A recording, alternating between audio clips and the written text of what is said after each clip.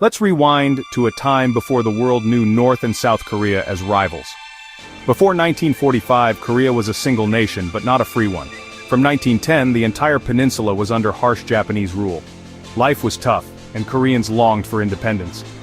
Everything changed at the end of World War II.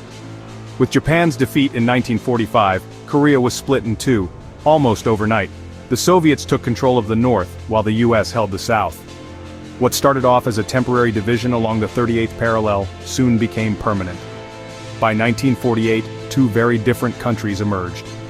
North Korea, led by Kim Il-sung, adopted a strict communist dictatorship. Meanwhile, South Korea chose a capitalist democracy, opening itself up to the world.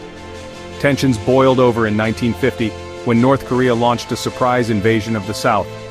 The Korean War had begun. It was brutal. Millions died, cities were flattened, and families were torn apart.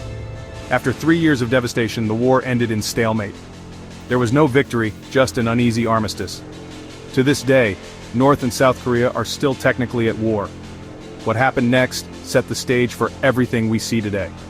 South Korea, with help from the US and a focus on innovation, transformed itself into an economic and technological powerhouse. Think K-pop, Samsung, and the world's fastest internet. Meanwhile, North Korea closed off.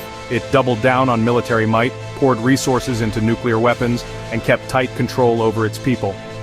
The border between the two, the Demilitarized Zone, or DMZ, is now one of the most heavily fortified places on Earth. Barbed wire, landmines, and soldiers on both sides. Every now and then, leaders meet for peace talks, but real progress is rare and mistrust runs deep. So, where does that leave us?